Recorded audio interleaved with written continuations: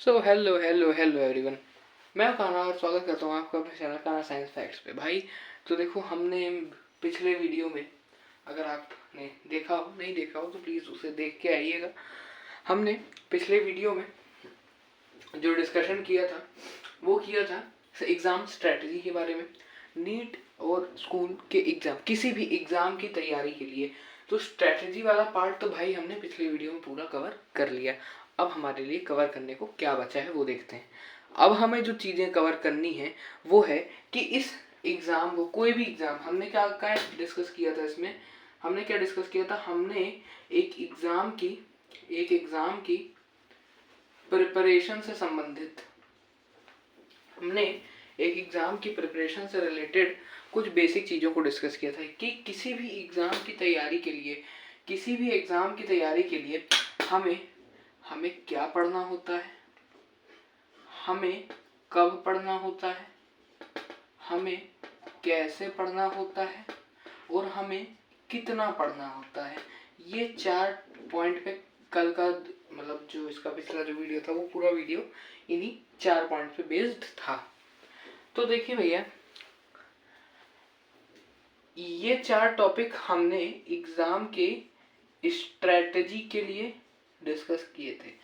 पिछले वीडियो के कुछ टॉपिक्स बच गए थे, जैसे कि ये एक बहुत ही मेजर टॉपिक जो आज की वीडियो का मेन टॉपिक भी रहेगा, जो कि है नीट और स्कूल एग्ज़ाम दोनों का। अच्छा, पहले से बता दूं कि इस वीडियो में हम सीबीएसई के स्कूल के एग्ज़ाम का डिस्कशन करने वाले हैं। ठीक है, पहले से आपको ये मैं बता दूं। ठीक है भाई, ये आज की वीडियो का एक मेन जो टॉपिक है वो यही रहेगा। और ये कहाँ तक दिख रहा है, यहाँ तक पूरा दिख रहा है क्या? नो, यहाँ तक दिख रहा है। ओके, मेरे को यहाँ तक ही लिखना है। मैं एक्चुअली कैमरे साथ थोड़ा सा सेटिंग गड़बड़ चल रही है तो मैं वही देख रहा था कहाँ तक वीडियो में कवर होगा। यहाँ तक मेरे को लिखना है। लो भाई, ये हमें डिस्कस करना है। अच्छा, इसके साथ एक चीज़ और जो आज हम मेजर डिस्कस करेंगे वो ये है कि इन दोनों को साथ में, बच्चों की दिक्कत रहती है, मेरी भी दिक्कत थी 11th में, कि मैनेज कैसे करना है। फिर से मैं आपको बता दूं, पिछली वीडियो में भी डिस्क्लेमर दिया था, इस वीडियो में भी दे रहा हूँ। मैं एक 12th रनिंग स्टूडेंट हूँ, 12th क्लास में हूँ, 12th रनिंग है मेरी अभी। मेरा सब्जेक्ट है फिजिक्स, केमिस्ट्री, बायोलॉजी, प्लस मैंने हिंदी लिया है। मेरा 5th सब्जेक्ट जो कि कंपलसरी एक सब्जेक्ट रहता है वो मेरा इंग्लिश है। ये मेरे सब्जेक्ट्स हैं। मुझे कोई भी प्रोफेशनल एक्सपीरियंस नहीं है नीट के गाइडेंस का, प्रोफेशनल एक्सपीरियंस नहीं है नीट के गाइडेंस का, लेकिन मैंने मेरे टीचर्स को, कहाँ के टीचर्स को, मैं पीडब्ल्यू का स्टूडेंट हूँ, मैं अर्जुना नीट 25 का स्टूडेंट था। इन बैच के टीचर्स को मैंने अच्छे से फॉलो किया है, मैंने इनकी बातें मानी हैं और उससे मुझे बेनिफिट तो हुआ है। तो और मैंने काफ़ी कॉम्पिटिटिव एग्ज़ाम के मेरे साथ वाले भी रहे हैं। तो मैं आपको आपके 11th क्लास में नीट या जेईई की प्रिपरेशन के लिए गाइडेंस देने में खुद को कॉन्फिडेंट फील करता हूँ। तो अगर आप किसी प्रोफेशनल को ढूंढ रहे हैं जो कि इस चीज़ में प्रोफेशनल एक्सपीरियंस रखता हो, तो आई एम सॉरी, मेरे पास वो एक्सपीरियंस नहीं है। लेकिन मैं एक ग्रास रूट लेवल पे स्टूडेंट प्रॉब्लम्स को समझता हूँ। कारण ये है कि मैं खुद एक स्टूडेंट हूँ, मैं खुद उन प्रॉब्लम्स को फेस कर रहा हूँ। पिछले वीडियो में मैंने एक बहुत इंपॉर्टेंट डायलॉग जो है बोला था कि 11th में ऐसी कोई भी समस्या आपको नहीं आने वाली है जो मुझे ना आई हो। इसीलिए आप अपनी सारी समस्याएं इस वीडियो में सॉल्व होना, ये तो आप मान सकते हैं कन्फर्म। चलिए, अरे फिर भी कुछ समस्या बच जाती तुम कमेंट कर दो, अलग से वीडियो बना दूंगा भाई। उस पर मेरे लिए चैलेंज हो जाएगा ना कि तुम्हारी ये समस्या क्यों नहीं सॉल्व हुई इस वीडियो में, मैं क्यों, क्या बच गया। तो आज की वीडियो में बिना हम समय वेस्ट किए इसी छोटे से 2-3 मिनट के इंट्रोडक्शन के साथ, 2-3 मिनट से तो शायद ज़्यादा ही हो गया है ना, राइट, 4.5 मिनट हो गया, तो इसी 4.5 मिनट के इंट्रोडक्शन के साथ हम शुरू करते हैं वीडियो को। अच्छा, शुरुआत करते हैं स्कूल एग्ज़ाम के सिलेबस से, जो कि थोड़ा छोटा होता है। स्कूल एग्ज़ाम का जो सिलेबस होता है वो कंपेरेटिवली छोटा होता है, कंपेरेटिवली लेस होता है। तो जो बच्चे 11th में नीट या जेईई की तैयारी कर रहे हैं वो दोनों ही इसे देख सकते हैं। साथ में जो सिर्फ स्कूल के एग्जाम्स की तैयारी कर रहे हैं वो भी इसे देख सकते हैं। जिन्हें नीट की या जेईई की तैयारी नहीं करनी है वो भी इसे देख सकते हैं। तो ये 3 कैटेगरी के लोग इस पार्ट ऑफ द वीडियो को देख सकते हैं इनफैक्ट। और जो बच्चे नीट की स्पेशली तैयारी कर रहे हैं वो तो इस सिलेबस को पूरा ही देखें, इसको भी। और आगे मैं नीट का सिलेबस बता के इन दोनों को कैसे मैनेज करना है वो भी बताऊंगा। अगला वीडियो देखो, स्ट्रैटेजी तो दोनों के लिए कॉमन ही रहने वाली है, सिलेबस थोड़ा सा अलग हो जाएगा। थोड़ी सी स्ट्रैटेजी में जो चेंजेस हैं जेई के प्रिपरेशन के लिए और नीट के प्रिपरेशन से थोड़ा सा जो अलग है वो एक्सप्लेन करते हुए साथ में जेई का सिलेबस एक्सप्लेन करते हुए। तो मैं यहाँ पे लिख देता हूँ जेईई का जो सिलेबस है, जॉइंट एंट्रेंस एग्जामिनेशन, जो कि मैथ्स वाले स्टूडेंट के लिए होता है, जेईई का सिलेबस एंड स्ट्रैटेजी थोड़ी बहुत जो चेंज होगी, ये 2 चीज़ें हम नेक्स्ट वीडियो में देखेंगे जो कि आएगी ही आएगी। तो अगर आप एक जेईई के एस्पिरेंट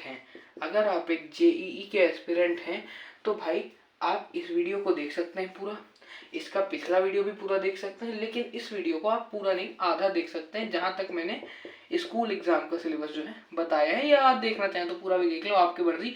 मैं आपका समय बचा रहा हूँ, मैं इसमें टाइम स्टैम्प में इसको 2 पार्ट में डिवाइड भी कर दूंगा आपके लिए कि कहाँ तक मैंने स्कूल एग्जाम की बातें की हैं, कहाँ तक मैंने नीट एग्जाम की बातें की है, कहाँ पे दोनों एग्जाम का स्ट्रेटेजी मैंने मिक्स कर दिया है, वो चीज़ें मैं टाइम स्टैम्प में डालूंगा। लास्ट वीडियो में टाइम स्टैम्प की कोई आवश्यकता नहीं है क्योंकि मैंने वहां पे आपको सभी बताया हुआ है, स्ट्रेटेजी भी दोनों में कॉमन रहती है। चलो अब हम शुरू करते हैं सिलेबस से। आपको पता होगा, आपने 11th क्लास में, आपने 11वीं कक्षा में लिया है साइंस। यहाँ पे आपकी 2 स्ट्रीम्स डिवाइड हो जाती हैं, पीसीबी और PCM, physics chemistry biology, physics chemistry mathematics. 11th class में आपको अगर नीट की तैयारी करनी है तो आप इस सब्जेक्ट को प्रेफरेंस देते हैं, जो कि नीट में आता भी है। नीट के एग्जाम में अगर अपन देखें, वैसे अभी इसकी बातें मैं करना नहीं चाह रहा था, लेकिन ठीक है थोड़ा सा मैं बता दूं, नीट के सिलेबस में फिजिक्स केमिस्ट्री और बायोलॉजी या बायोटेक्नोलॉजी आप अगर आपका सब्जेक्ट है तो आप नीट के फॉर्म के लिए एलिजिबल होते हैं, जो कि आप जब 17 के हो जाएंगे, जब आप 11वीं कक्षा पास हो जाएंगे, अगर हो जाएंगे तो हम भर सकते हैं। मजाक कर रहा हूँ, प्लीज सीरियसली मत लीजिएगा। तो देखिए ये है आपका 11th का स्ट्रीम, आपने चूज कर लिया पीसीबी स्ट्रीम, मैं सपोज करके चलता हूँ। तो आपको यहाँ पे 3 सब्जेक्ट्स पढ़ने हैं, जैसे कि लिखा है।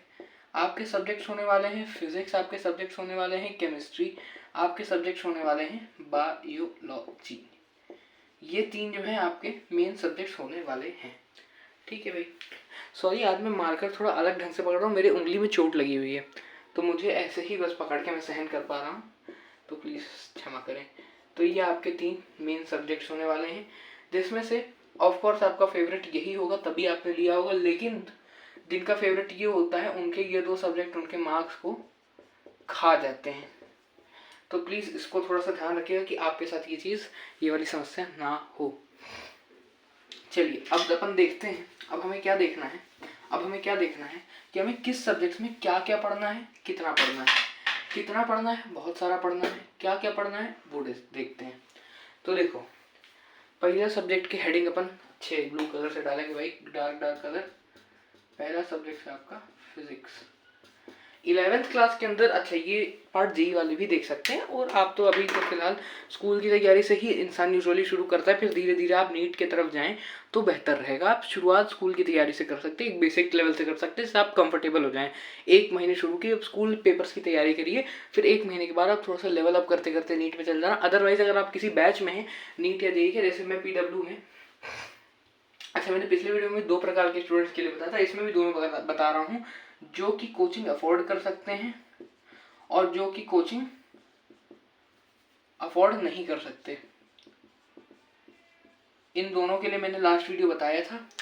तो इसमें भी मैं 2 प्रकार के मैं बच्चों को बताऊंगा, जो अफोर्ड कर सकते हैं उनके लिए मैं आपको सजेस्टेबल बैच बता रहा हूँ, जो कि एक ऐसा बैच है जो कि आपको एक रिजनेबल प्राइस में भी मिलेगा।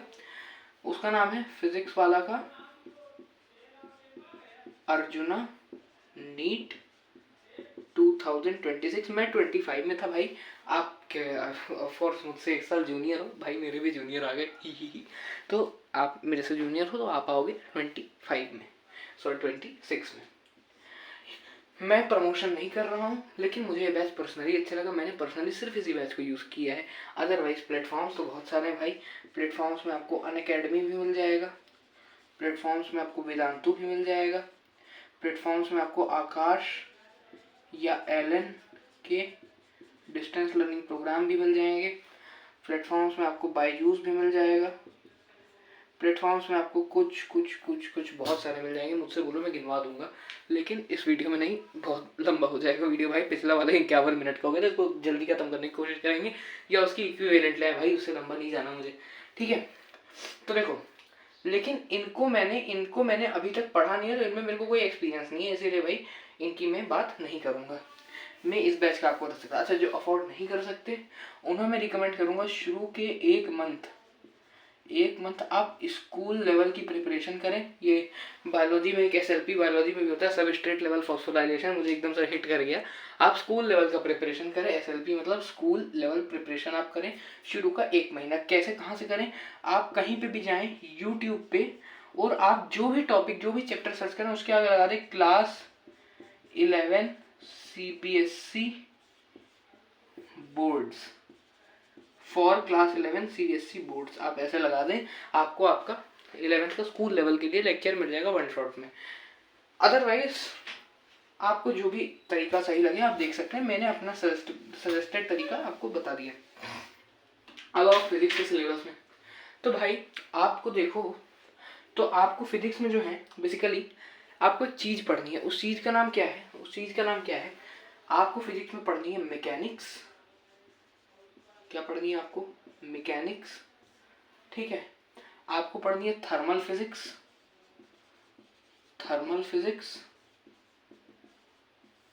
ठीक है। और उसके बाद अगर आप जाएं ऑसिलेशंस और वेव्स में, तो वो आना अकॉस्टिक्स में चाहिए, बट आप साउंड का उसमें स्टडी नहीं कर रहे हैं, तो उसको भी अपन मैकेनिक्स में ही डाल देते हैं। मैकेनिक्स में 11th क्लास के अंदर आप पढ़ेंगे क्लासिकल मैकेनिक्स। क्लासिकल फिजिक्स की आप पूरी क्लासिकल ही पढ़ेंगे, क्लासिकल मैकेनिक्स जो है आप पढ़ेंगे, ठीक है। इसमें आप मैकेनिक्स में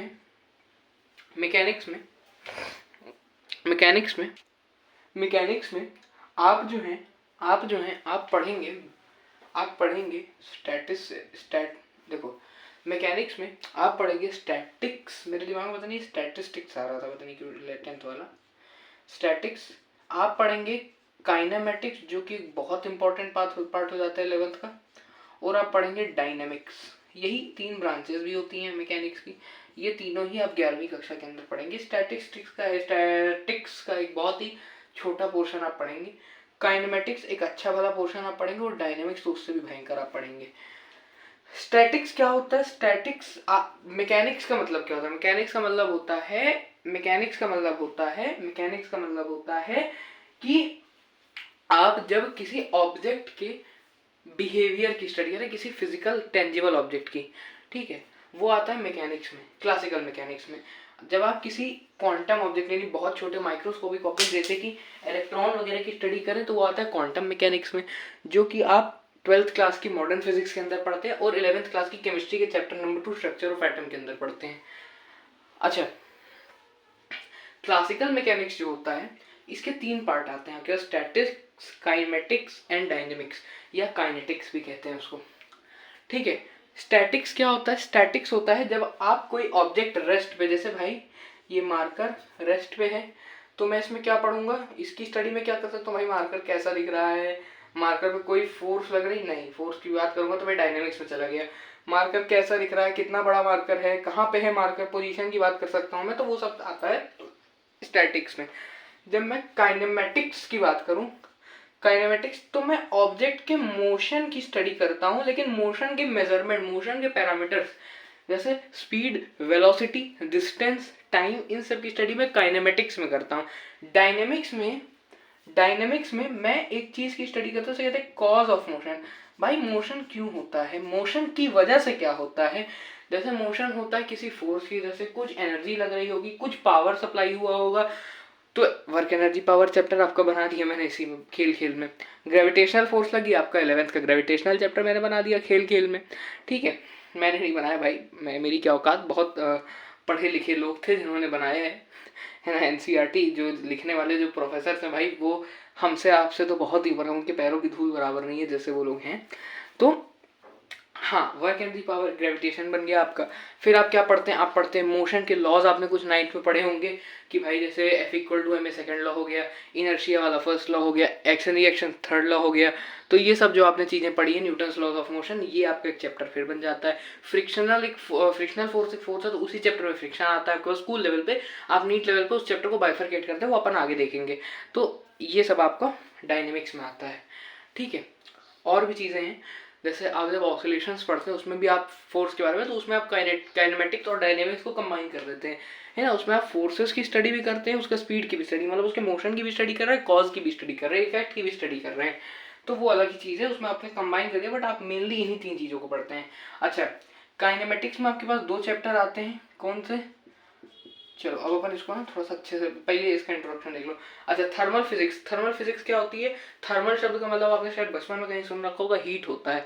तो आप इसमें 2 चैप्टर, एक्चुअली 3 चैप्टर पढ़ेंगे, बट वो तीसरे को अपन केटीजी को अपन थर्मल फिजिक्स में नहीं, अपन उसको भी अपन काइनेमेटिक्स में ही इंक्लूड कर सकते हैं, बिकॉज वो भी एक जो है काइनेटिक थ्योरी ऑफ गैसेस जिसको अपन कहते हैं, मतलब अपन गैसेस के मॉलिक्यूल्स के मूवमेंट, मोशन को, उसके कॉज को स्टडी करते हैं। तो जैसे डिग्री ऑफ फ्रीडम वगैरह चीज़ें आप पढ़ेंगे आगे आगे, अभी तो नए नए लग रहे होंगे सारे शब्द। तो ये सब चीज़ें जब आप पढ़ते हैं तो वो सब अपन उसको भी अपन लगभग मोशन के साथ ही रिलेट करते हैं। बट थर्मल फिजिक्स में क्या होता है, आप सिर्फ और सिर्फ हीट को स्टडी करते हैं। जैसे आप इसके 2 चैप्टर मेन पढ़ेंगे, थर्मल प्रॉपर्टीज ऑफ मैटर और थर्मोडायनेमिक्स ना, केमिस्ट्री वाला नहीं।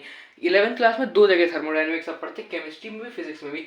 ऑल इन ऑल थर्मोडायनेमिक्स के बेसिक्स तो हर जगह सेम रहते हैं, लेकिन वहाँ पे आप थर्मोडायनेमिक्स के बाद थर्मल केमिस्ट्री पढ़ते हैं, यहाँ पे थर्मोडायनेमिक्स में आप थर्मल फिजिक्स पढ़ते हैं। दोनों जगह law of second law of thermodynamics entropy को ही बताता है, लेकिन एक जगह वो रैंडमनेस, फिजिक्स में जो है वो रैंडमनेस ऑफ हीट ट्रांसफर को एक्सप्लेन कर देता है, और केमिस्ट्री में randomness of any chemical reaction को एक्सप्लेन कर देता है। तो भैया दोनों जगह अलग अलग है। तो ये 2 मेन आप ब्रांचेस जो है फिजिक्स की पढ़ेंगे 11th में। 12th में आप जाएंगे, 12th में आप इलेक्ट्रोस्टैटिक्स पढ़ेंगे, 12th में आप मैग्नेटिज्म पढ़ेंगे, और 12th में आप मॉडर्न फिजिक्स पढ़ेंगे।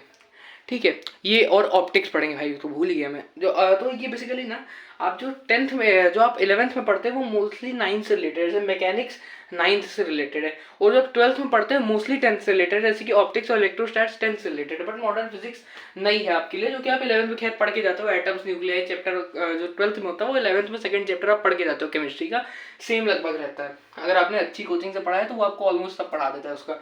तो भैया ये आपको 2 चीज़ें पढ़नी है। अब आते हैं अपन चैप्टर्स के एक ब्रीफ इंट्रोडक्शन को फटाक से देख लेते हैं। नाम में बता दूंगा, थोड़ा बहुत बता दूंगा जिसमें आप क्या पढ़ोगे, अदरवाइज बाकी तो आपको खुद ही पता चल जाने वाला है। तो देखो, फिजिक्स में आप जो पहला चैप्टर पढ़ेंगे उसका नाम क्या होगा, motion in a straight line. अच्छा, एक आपको एक बात और बता दूं, मैं इसमें प्रैक्टिकल सिलेबस को भी बताऊंगा, एक्सप्लेन करूंगा, इसलिए वीडियो लंबा हो रहा है। ठीक है, अगला आप चैप्टर पढ़ोगे। अच्छा, मैं पहले पूरे चैप्टर लिख देता हूँ ना, वीडियो का टाइम बहुत आगे बढ़ जाएगा। तो देखो, ये है भैया आपके चैप्टर्स के नाम। सॉरी, मैं वीडियो कट इसलिए किया था बिकॉज मैं लिखने जाता, तो मैं देखो ये एटलीस्ट अभी 18 मिनट का हुआ ना ये वीडियो, तब तक अगर मैं लिखने जाता तो 20 मिनट के ऊपर होता है। 2 मिनट तो लगता है भाई इतना लिखने में। देखो, अब अपने को क्या है, पहला चैप्टर जो अपन पढ़ते हैं वो है यूनिट्स एंड मेजरमेंट्स। ये किसी भी ब्रांच ऑफ फिजिक्स में नहीं आता, क्योंकि इसमें तुम फिजिक्स पढ़ते ही नहीं हो। यूनिट्स एंड मेजरमेंट्स तक तो तुम फिजिक्स पढ़ते ही नहीं हो, ये तो पूरा मैथ्स पढ़ते हो तुम इसमें पढ़ते हो मैथ्स। अब इसमें आपको क्या पढ़ना होता है, आपने आज तक यूनिट्स के बारे में जो जो चीज़ें सुनी, एसआई यूनिट, सीजीएस यूनिट वगैरह, आपको उनका इंट्रोडक्शन पढ़ना रहता है। आपको इसमें बेसिक कैलकुलेशन सीखनी होती है, आपको इसमें साइंटिफिक नोटेशन सीखना होता है। साइंटिफिक नोटेशन मतलब जैसे मैं स्पीड ऑफ लाइट को कैसे लिखता हूँ, मैं स्पीड ऑफ लाइट को लिखता हूँ 3 × 10⁸ मीटर पर सेकेंड। तो इसमें एक एक चीज़ जो लिखी है आपको, वो मैं यूनिट्स एंड मेजरमेंट्स में ही पढ़ता हूँ। 10⁸ कैसे लगाया, मीटर सेकंड इनवर्स कैसे लगाया, तो ये यूनिट हो गई, ये क्वांटिटी हो गई, इसके बारे में सीखता हूँ। अच्छा, अगला मैं इसमें बहुत इंपॉर्टेंट जो चीज़ मैं सीखता हूँ वो मैं सीखता हूँ डायमेंशनल एनालिसिस। अगर आपको पता करना है डायमेंशनल एनालिसिस के बारे में और इस पूरे चैप्टर के बारे में, तो इन 2 चैप्टर का तो भाई मैंने वीडियो डाल ही रखा है। इन 2 चैप्टर का तो मैंने पूरा एक्सप्लेन करके डिटेल्ड वीडियो चैनल पर डाल रखे हैं। आप जाइएगा चैनल की प्लेलिस्ट पे जाइएगा, आपको दोनों चैप्टर के नाम दिख जाएंगे, क्लास 11 सीबीएसई, और आपको यहाँ पे जेई नीट के भी लेवल पे गए हैं अपन, तो यहाँ पे आपको ये दोनों चैप्टर दिख जाएंगे। अच्छा, यूनिट्स एंड मेजरमेंट्स में एक पार्ट आपको आता है जो कि स्कूल के सिलेबस से काट दिया, बट हर एक कॉम्पिटिशन के सिलेबस में आता ही आता है, वो है मेजरमेंट्स। इसका सिर्फ नाम रख दिया यूनिट्स एंड मेजरमेंट्स, लेकिन इसमें मेजरमेंट्स वाला पार्ट ही बेचारों ने काट दिया है। अब सीबीएसई तो सीबीएसई, लेकिन ये पार्ट आपका उन्होंने थोड़ा सा इस पर रहम खाया और इसको सीबीएसई के प्रैक्टिकल सिलेबस में उठा के डाल दिया। 11th पे पेपर को थोड़ा सा आपको मैं बता दूं, अगर आप 11th सीबीएसई अगर आप एमपी बोर्ड के हैं तो आप अब एक बार अपना सिलेबस भी चेक कर सकते हैं। All in all syllabus same ही होता है, थोड़ा सा मैक्सिमम मार्क्स का अंतर होता है, बट सीबीएसई का मैं आपको बता दूं, सीबीएसई में आपको इन 13 चैप्टर में से 70 मार्क्स की थ्योरी आती है, प्लस 30 मार्क्स के आपको प्रैक्टिकल्स करने होते हैं। ये प्रैक्टिकल आपके 10वीं वाले प्रैक्टिकल की तरह नहीं होंगे कि टीचर करेगा और देखिए उसको प्रैक्टिकल नहीं, उसको डेमोन्स्ट्रेशन कहते हैं। इसमें आपको प्रॉपर प्रैक्टिकल खुद से करना होगा। रीडिंग जो आपने आज तक कुछ वेब सीरीज में देखा होगा, जैसे कोटा फैक्ट्री वगैरह में आपने देखा होगा, जब वो प्रैक्टिकल वाला एपिसोड दिखाते हैं जो है वो वैसे ही आप प्रैक्टिकल करते हैं बेसिकली। वर्नियर कैलिपर्स, आप स्क्रू गेज, आप स्प्रिंग, आप रबर के प्रैक्टिकल्स करेंगे, साथ ही साथ ऐसे ही मतलब आप प्रैक्टिकल्स मोस्टली करेंगे। ठीक है, तो ये आपका 30 नंबर का प्रैक्टिकल रहेगा। तो ये जो 70 मार्क्स की थ्योरी और 30 नंबर का प्रैक्टिकल, तो 70 मार्क्स की थ्योरी इन 13 चैप्टर से आती है, 30 नंबर का प्रैक्टिकल भी इन 13 चैप्टर से आता है। लेकिन थोड़ा सा दोनों में अंतर होता है। इन चैप्टर में जो जो आप चीज़ें जो लॉज पढ़ते हैं उसमें से जो जो डेमोन्स्ट्रेटेबल रहते हैं या फिर प्रैक्टिकली परफॉर्म कर सकते हैं आप लैब में as a student, as a scientist, तो हर एक एक्सपेरिमेंट जो आप पूरी फिजिक्स केमिस्ट्री बायोलॉजी में पढ़ते हैं परफॉर्म किया जा सकता है।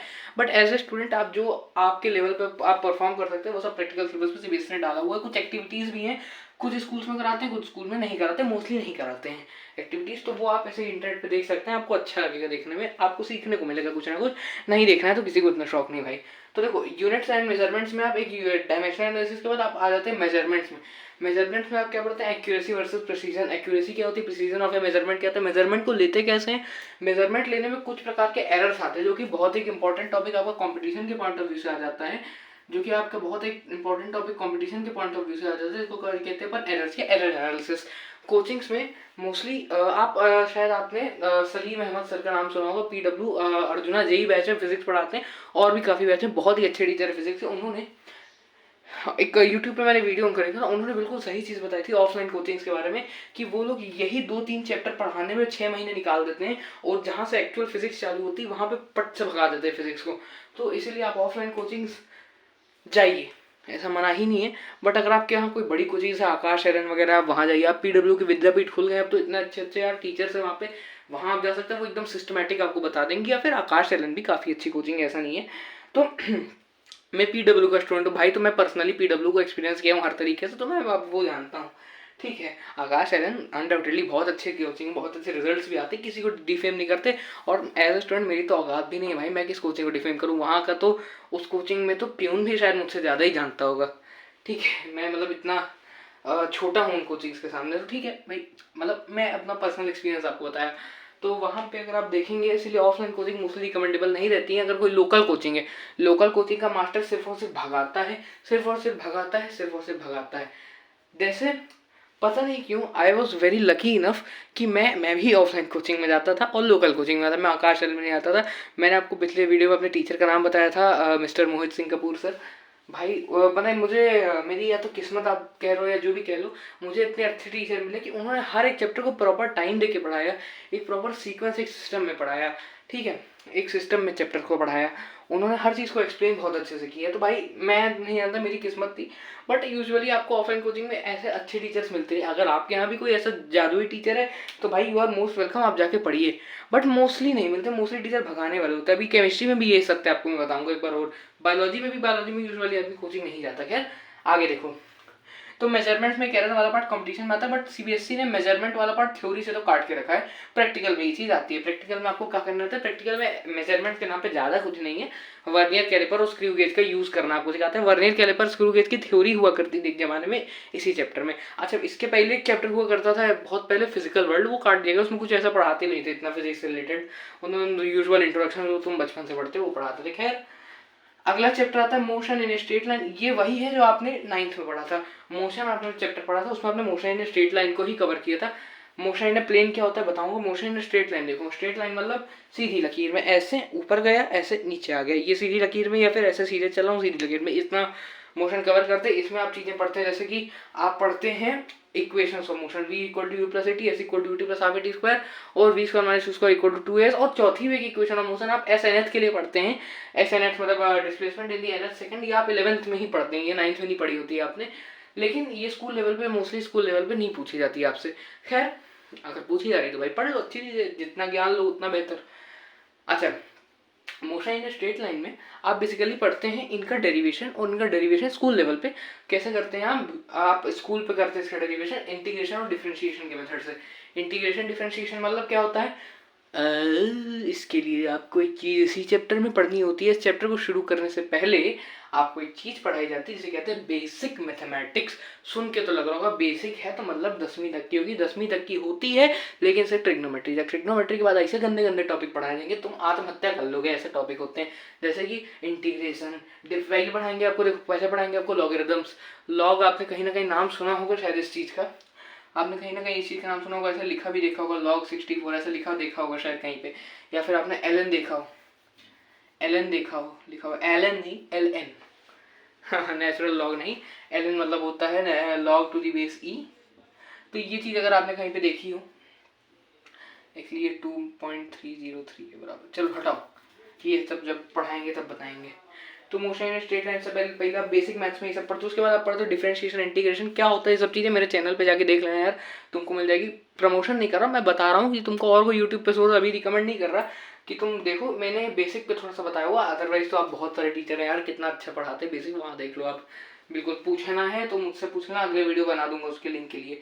तो मोशन इन स्ट्रेट लाइन में आप ये सारी चीज़ें पढ़ते हो, फिर आप लॉज ऑफ मोशन, फिर आप क्या करते हो उस मोशन इन स्ट्रेट लाइन में इक्वेशन ऑफ मोशन पढ़ते हो। फिर आता है आपको फिर बहुत इंपॉर्टेंट चैप्टर एक मोशन इन प्लेन, जहाँ पे असली आपकी फिजिक्स जो है चालू होती है 11वीं की। ये आपने नहीं पढ़ा होता अभी तक। इसमें आप क्या पढ़ते हो, इसमें आप एकदम इंपॉर्टेंट पढ़ते हो सर्कुलर मोशन। क्या पढ़ते हो important, circular motion. Circular motion के बाद आप इसमें क्या पढ़ते हो, आप पढ़ते हो मोशन अंडर ग्रेविटी। और मोशन अंडर ग्रेविटी भी आप ऐसा नहीं पढ़ते, आप पढ़ते हो प्रोजेक्टाइल मोशन, क्योंकि मोशन अंडर ग्रेविटी तो स्ट्रेट लाइन में ही आ जाता है। आप पढ़ते हो प्रोजेक्टाइल मोशन। प्रोजेक्टाइल मोशन बड़ा मजेदार टॉपिक होता है। प्रोजेक्टाइल मतलब होता है कि अगर आपने एक पत्थर को फेंका तो ऐसे जाता है ना, तो इसी के स्टडी आप करते हो प्रोजेक्टाइल मोशन में। इसमें आपको अलग अलग प्रोजेक्टाइल मोशन की अलग इक्वेशन होती है, इक्वेशन वही फॉलो होती है, लेकिन प्रोजेक्टाइल मोशन की ट्रेजेक्ट्री की इक्वेशन। तो जैसे आप मैथ्स के ग्राफ पढ़ते हो ना, एक ग्राफ का इक्वेशन से स्ट्रेट लाइन का इक्वेशन होता है y इक्वल mx प्लस सी, ऐसे करते करते क्वाड्रेटिक ग्राफ का इक्वेशन होता है y equal to x square. तो ये सारे जो इक्वेशंस होते हैं ये ऐसे ही इनके भी अपने अलग इक्वेशन होते हैं। तो ये पढ़ते हो आप, इसमें अलग अलग फॉर्मूले आपको खुद निकालने पड़ते हैं कि आप टाइम पीरियड का फॉर्मूला क्या होता है। एक प्रोजेक्टाइल को जब मैंने उछाला तो वो एंड पॉइंट तक अपना जहाँ पे गिरेगा वहां तक जाने में कितना टाइम कवर करेगा, कितना डिस्टेंस। ये चैप्टर से बच्चे फिजिक्स में दम तोड़ना फिजिक्स में चालू कर देते हैं। लेकिन अगर आपके पास कोई अच्छा टीचर है, ये मैंने चैनल पे नहीं पढ़ा रखा, इसके लिए मैं आपको रिकमेंड करूंगा स्कूल लेवल पे आप आशु सर की, आशु भाई आप जानते होंगे इन सर को, इनका वीडियो देख सकते हैं। वन शॉट में इन्होंने बहुत अच्छे पढ़ा है, इन्होंने डिटेल लेक्चर में भी अपने बैच पे और शायद यूट्यूब पे भी डिटेल लेक्चर डाले हुए हैं, देख सकते हैं। अदरवाइज आप पीडब्ल्यू के उदय बैच से भी इसको देख सकते हैं। अदरवाइज अगर आप चाहें तो और भी बहुत सारे टीचर आपको मिल जाएंगे ऑनलाइन। अगर आप किसी बैच में है तो आपको बैच में डेरिवेशंस वगैरह सब कवर कर देते हैं, नीट या जेईई के बैच में भी, क्योंकि 11th का बैच है भाई, बच्चे स्कूल भी जाएंगे, पता है पेपर तो देने ही है सबको। मोशन इन प्लेन आप पढ़ते हैं। फिर आप क्या पढ़ते हैं, न्यूटन्स लॉज ऑफ मोशन। ये एक बहुत इंपॉर्टेंट चैप्टर, यहाँ पे फिजिक्स में आदमी दम तोड़ चुका होता है, यहाँ पे तोड़ना शुरू करता है, यहाँ पे तोड़ चुका होता है। न्यूटन्स लॉज ऑफ मोशन कहने को बड़ा आसान है कि 3 लॉ पढ़ा के खत्म कर देते, नहीं होता। न्यूटन्स लॉज ऑफ मोशन नाम है, एनसीईआरटी ने चैप्टर के साथ अन्याय किया है। चैप्टर दिए हैं, सिर्फ 14 चैप्टर होते हैं। यार मैंने कुछ स्किप कर दिया क्या,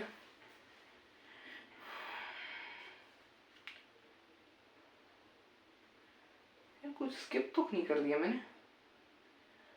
7 8 9 10 11 12 13, हाँ ठीक है, सॉरी फिजिकल वर्ड नहीं होना, कट गया ना, तो 13 हो गया, ठीक है। फिर भी यार रुको, एक मिनट देना मुझे। देखो अपन ने किया units and measurement, straight line, plane, laws of motion, work energy power मैंने लिखा है, रोटेशनल मोशन, ग्रेविटेशन मैंने लिखा है, सॉलिड फ्लूइड, थर्मल प्रॉपर्टी नहीं लिखा है, वो भी लिखा है, थर्मोकाइनेटिक ऑसिलेशन, वेव, हाँ वेव्स नहीं लिखा ना मैंने, सॉरी 14 चैप्टर आपके होते हैं वेव्स। तो ये जो आपके 14 चैप्टर हैं ये है, sorry I am so sorry, 2 chapter आपको यहाँ पे और पढ़े, एक और पढ़ा है। एनसीईआरटी ने क्या किया, चैप्टर के साथ अन्याय किया है। अब जैसे न्यूटन्स लॉज ऑफ मोशन जैसा जो चैप्टर है, इसमें भाई तुमने क्या किया है, तुमने इसमें एक चैप्टर नाम कर, बच्चे तो बड़ा आराम से बैठे हैं। जैसे आप अभी केमिस्ट्री में पढ़ेंगे organic chemistry some basic principles and techniques, भाई रो दोगे पढ़ते पढ़ते उसको, इतना बड़ा चैप्टर है वो। आपकी जो सेकंड पार्ट ऑफ एनसीईआरटी आधे से ज्यादा एनसीईआरटी कवर करता है वो अकेला चैप्टर, बचा हुआ हाइड्रोकार्बन। केमिस्ट्री में ये चीजें पढ़ेंगे अपन। तो ये न्यूटन्स लॉज ऑफ मोशन एक चैप्टर है, इसके अंदर आपको पहले लॉज ऑफ मोशन पढ़ाए जाते हैं, फिर आपको फ्री बॉडी डायग्राम्स बनाना सिखाया जाता है, क्या होते हैं कैसे होते हैं अपन वहीं सीखेंगे। फिर अपन फोर्सेस पढ़ते हैं, फोर्स ऑफ फ्रिक्शन पढ़ते हैं जो कि बहुत इंपॉर्टेंट आपके पास फिर से आ जाता है। आप इक्विलिब्रियम ऑफ कॉन्करेंट फोर्सेस के बारे में पढ़ते हैं, और ऐसी चीजें पढ़ते पढ़ते आप एक बहुत इंपॉर्टेंट टॉपिक पे पहुंचते हैं, कहते हैं banking of road. Banking of road का एक डेरिवेशन होता है आपके सिलेबस में, वो भी आपको देखना है। मैंने आपको चैनल्स बता दिया, आप वहीं से देख सकते हैं, ठीक है। अगला चैप्टर आपका आ जाता है वर्क एनर्जी एंड पावर। भाई वर्क एनर्जी एंड पावर यहाँ से एक्चुअली नहीं, यहाँ तक आपकी रहती काइनेमेटिक्स, सॉरी मैं बताना भूल गया, यहाँ तक आपकी रहती है काइनेमेटिक्स, और यहाँ से चालू होती है यहाँ तक आपकी डायनेमिक्स। ऐसे लिख देता हूँ, यहाँ से चालू होती है यहाँ तक आपकी डायनेमिक्स, ठीक है। यहाँ तक रहती है आपकी डायनेमिक्स, ठीक है, ठीक है, यहाँ तक रहती है आपकी डायनेमिक्स। डायनेमिक्स माने कॉज ऑफ मोशन बताता है ये, यहाँ से रहती है पूरी न्यूटन्स लॉज ऑफ मोशन से। अच्छा, वर्क एनर्जी पावर में आप क्या पढ़ते हैं? आप पढ़ते हैं वर्क क्या होता है, फोर्स इनटू डिस्प्लेसमेंट। नहीं, बस उतना नहीं पढ़ते, इसमें आप डिफरेंशिएशन इंटीग्रेशन का यूज करते हैं, जो कि आपने यहाँ पे बेसिक मैथ्स में पढ़ा है। फिर इन चैप्टर्स में आपको इनका यूज आने लगता है, इसका नहीं आता, इसका यूज बहुत होता है। इसका यूज तो खैर हर जगह होता है, ये तो बहुत ही बेसिक चैप्टर। अच्छा है मोशन इन प्लेन में, हे राम मैंने इतनी इंपॉर्टेंट चीज नहीं बताई भाई, सॉरी मैं आज भूल बहुत रहा हूँ यार। मोशन इन प्लेन में आप एक बहुत भयंकर टॉपिक 11th का पढ़ते हो, उसे कहते हैं वेक्टर्स, जो कि अगर आपने नहीं पढ़ा अच्छे से, मैं आपको वार्न कर रहा हूँ, अगर आपने मोशन इन स्ट्रेट लाइन का बेसिक मैथ्स और मोशन इन प्लेन का वेक्टर्स अच्छे से नहीं पढ़ा तो तुम्हारी 11th तो तपेगी ही तपेगी, क्योंकि यहाँ से जो वेक्टर शुरू होता है वो यहाँ से लेके यहाँ तक यूज होता है। न्यूटन्स लॉज ऑफ मोशन में तुम मोशन इन प्लेन में तुम वो भी पढ़ोगे, रिलेटिव वेलोसिटी, खैर वो यहीं की यहीं यूज होती है, बट उसमें भी वेक्टर का यूज होता है। वेक्टर में तुम्हें पढ़ना है स्केलर वेक्टर क्वांटिटीज के बारे में, वेक्टर के कुछ लॉज होते हैं एडिशन सब्ट्रैक्शन, जो कि मैंने एक अनलिस्टेड वीडियो में डाला हुआ है, जल्दी उसको मैं पब्लिक कर दूंगा, मेरे चैनल में मैंने रिकॉर्ड करके डाला है अनलिस्टेड में, तो भी अपन पब्लिक कर देगा, ठीक है, बाद में देखा जाएगा। अच्छा हाँ, आते हैं work energy power. Work energy power में आपको वेक्टर का यूज होता है, वेक्टर क्वांटिटीज के फॉर्म में वर्क को ही बस अपन वो करते हैं, फोर्स और डिस्प्लेसमेंट को अपन करते हैं, और वेक्टर का प्रोडक्ट बताते हैं कैसे, हाउ इज वर्क का वेक्टर प्रोडक्ट, एनर्जी क्या होती है, पावर क्या होती है, पावर की यूनिट्स क्या होते हैं, एनर्जी की यूनिट्स क्या होते हैं, वर्क की यूनिट्स क्या होते हैं, इनका कैलकुलेशन कैसे करते हैं, different type of energy, different types of work, positive negative zero, और ये सब चीज़ें आप पढ़ते हैं इसमें। बहुत अच्छा चैप्टर है, बहुत प्यारा चैप्टर है। इसमें आपको डेरिवेशन पढ़ते हैं काइनेटिक एनर्जी, पोटेंशियल एनर्जी और टोटल एनर्जी की, जो कि आपने आज तक नहीं पढ़ी होती है। हाँ, अब आप आ जाओ इस चैप्टर में। ये कंपटीशन और स्कूल वालों का नाइटमेयर है ये चैप्टर। यहाँ तक तो आदमी हो सकता है फिर भी जीवित बच जाए, यहाँ पे इंसान पूरे तरीके से हथियार डाल चुका होता है, दम तोड़ चुका होता है। यहाँ पे ये एक ऐसा चैप्टर आता है जहाँ पे आपको फिजिक्स में, इस चैप्टर में सिर्फ एक चीज समझ में आती है, लोग कहते हैं इस चैप्टर को फेमस है, इस चैप्टर में सिर्फ एक चीज समझ में आती है, वो है अपनी औकात, बहुत अच्छे से समझ में आती है। इसमें आपको बहुत सारी चीजें पढ़नी होती है। इसमें आप अगर कॉम्पिटिशन में जाएंगे तो आपको सेंटर ऑफ मास, कोलिजन वगैरह अलग से पढ़ाते हैं। कोलिजन तो खैर यहाँ का टॉपिक है, इसमें centre of mass usually competition में आपको अलग से पढ़ाते हैं, बट इसमें इंटीग्रेट करिए। इसमें आप क्या क्या पढ़ते हो भाई, सेंटर ऑफ मास पढ़ते हैं, 2 पार्टिकल नहीं पढ़ते हैं आप, अगर 2 पार्टिकल है उसमें सेंटर ऑफ मास, जैसे आपने फिजिक्स वाला एक वेब सीरीज आई थी अलग सर के ऊपर, तो उसमें उन्होंने ये वाला एक्सप्लेन किया था ना कि मार्कर को ऐसे रखते रखते रखते यहाँ पे 2 उंगलियों से बीच में ले आओ, फिर ये सेंटर ऑफ मास पे पहुंचेगा। मेरा तो सेंटर ऑफ मास ही नहीं आ पा रहा, तो खैर ये है सेंटर ऑफ मास। आप पढ़ते हैं कंजर्वेशन ऑफ मोमेंटम, वो तो आप थोड़ा बहुत ना न्यूटन्स लॉज ऑफ मोशन में भी पढ़ लेते हैं, कंजर्वेशन ऑफ मोमेंटम। इसमें आप और चीज़ें पढ़ते हैं, जैसे कि आप इसमें रिजिड बॉडी के डायनेमिक्स पढ़ते हैं। रिजिड बॉडी मतलब नॉन इमूवेबल बॉडी, ठीक है, इमूवेबल बॉडी। और आप पढ़ते हैं फोर्स में, आप मोमेंट ऑफ इनर्शिया पढ़ते हैं। मोमेंट ऑफ इनर्शिया क्या होता है मैं क्या बताऊं यार तुमको, मतलब बहुत सारी चीज़ होती है। मोमेंट ऑफ फोर्स भी पढ़ते हैं आप इसमें। अब इसमें एक बहुत इंपॉर्टेंट चीज़ पढ़ते हैं, जो होता है टॉर्क। टॉर्क क्या होता है, टाउ से एक चीज़ रिप्रेजेंट की जाती है। टाउ ये इकलौती ऐसी वेक्टर, ये एक ऐसी इकलौती एक ऐसी वेक्टर क्वांटिटी है जो कि 2 वेक्टर क्वांटिटीज का ही क्रॉस प्रोडक्ट है। क्रॉस प्रोडक्ट, डॉट और क्रॉस प्रोडक्ट अगेन आप इसमें पढ़ते हैं, ठीक है। फिर आप इसमें क्या पढ़ते हैं, आप भैया इसमें पढ़ोगे अब रोटेशनल मोशन की इक्वेशन पढ़ेंगे, ठीक है। फिर अब आप इसमें और क्या पढ़ते हैं, आप इसमें मैं टॉपिक मैंने क्या कुछ खोल के नहीं रखा सामने सिलेबस वगैरह, नहीं तो मैं आपको उसी से पढ़ के बताता। इसमें आप पढ़ोगे रेडियस और गायरेशन एक चीज़ होती है वो आप पढ़ोगे। इसमें आप पढ़ोगे मोमेंट ऑफ इनर्शिया की अलग अलग वैल्यूज़ होती हैं, मोमेंट ऑफ इनर्शिया की MOI जिसको अपन शॉर्ट फॉर्म में मोस्टली कह देते हैं, MOI ऑफ डिफरेंट थिंग्स, उसको आप पढ़ते हैं। ये सब चीज़ बहुत डिटेल्ड चैप्टर, बहुत बड़ा चैप्टर है, बहुत डिटेल्ड चैप्टर है। अगर आप अपना सिलेबस खोल के देखेंगे तो ये एक अकेला चैप्टर है जो इतना बड़ा स्पेस सिलेबस में ऑक्यूपाई कर लेता है। बहुत उसमें इसके सिर्फ टॉपिक लिखने में इतनी मेहनत लग जाती है। अलग अलग टाइप के रोटेशनल मोशंस आप इसमें पढ़ते हैं। टायर रोटेट करता है, टॉर्क कहाँ पे कैसे लगता है, टॉर्क का ये फोर्स यहाँ कैसे लगा, टॉर्क का ये गोल वाला फोर्स कैसे लगा, इसी को अपन बेसिकली टॉर्क कहते हैं। ये फोर्स कैसे लगा तुम्हारा, ये फोर्स कैसे लगा, फिर तुम्हारा ऐसा फोर्स है तो ये फोर्स कहाँ आएगा, ऐसा फोर्स है तो ये फोर्स कहाँ जाएगा। ये तो खैर नॉर्मल वेक्टर का एप्लीकेशन है, बट फिर भी आप ये सारी चीज़ें इसमें पढ़ते हैं। फिर अगला चैप्टर में आप आ जाओ ग्रेविटेशन में। ग्रेविटेशन में आप वही पढ़ते हो जो आपने 9th में पढ़ा है। तो आपको मैं रिकमेंड करूंगा 11th स्टार्ट करने से पहले 9th का ग्रेविटेशन रोज़ा पढ़ के आपको एक बेसिक आइडिया लग जाएगा। हालांकि जो भी टीचर पढ़ाता है वो सब चीज़ें बता देता है। तो अगर अच्छे टीचर होगा, तो जैसे कि मेरे सर थे ऑफलाइन वाले सर जो मेरे हैं वो भी बहुत अच्छे हैं, और यूट्यूब पे भी बहुत अच्छे टीचर जैसे मेरे बैच वाले, वो भी अब काफ़ी अच्छा पढ़ाए उन्होंने भी।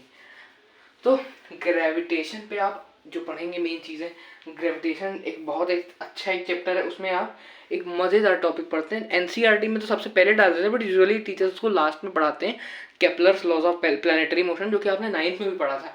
तो एक पीला डब्बा होता था एनसीईआरटी में, अब मुझे नहीं पता काट दिया हो क्या पता, सब तो काट देते हैं CBSE वाले सिलेबस से, बट अगर होता होगा तो उसमें ये सब चीज़ें अपन पढ़ते हैं।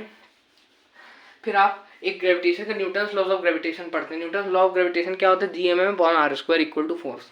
ये आपने 9th में पढ़ा, बट इसका छोटा सा एक डेरिवेशन होता है जो कि आप 9th में करके आए हैं कि force is directly proportional to m1 and m2 and force is inversely proportional to 1 upon, मतलब इनवर्सली प्रोपोर्शनल टू r²। तो F is directly proportional to m1 m2 by r²। तो F is equal to Gm1 m2 बटा r²। ये derivation है, देख के लग रहा होगा कि इतनी आसान होती है 11वीं की फिजिक्स। ये 11वीं की फिजिक्स की सबसे आसान डेरिवेशन है। 11वीं की फिजिक्स इतना विकराल रूप ले लेगी तुम्हारे सामने, इस साल के एंड तक तुम्हारी आत्मा कांप जाएगी, रूह कांप जाएगी तुम्हारी, ठीक है। इसमें आप बहुत इंपॉर्टेंट चीज़ें पढ़ते हैं, ग्रेविटेशनल पोटेंशियल पढ़ते, ग्रेविटेशनल पोटेंशियल एनर्जी पढ़ते, ग्रेविटी पढ़ते हैं, ग्रेविटेशन में अंतर पढ़ते हैं, ग्रेविटी की अलग अलग जगह पे अलग अलग वैल्यूज कैसे क्यों होती हैं वो आप पढ़ते हैं। आप एस्केप वेलोसिटी पढ़ते हैं, आप ऑर्बिटल वेलोसिटी पढ़ते हैं, आप अर्थ के लिए और अलग प्लैनेट के लिए इनका कैलकुलेशंस भी सीखते हैं। आप इनका डेरिवेशन देखते हैं, इनके फॉर्मूले देखते हैं, रटते भी हैं उसको, उसके एक कैलकुलेशन न्यूमेरिकल सब। 11th की फिजिक्स में न्यूमेरिकल डेरिवेशन भर भर के हैं यार।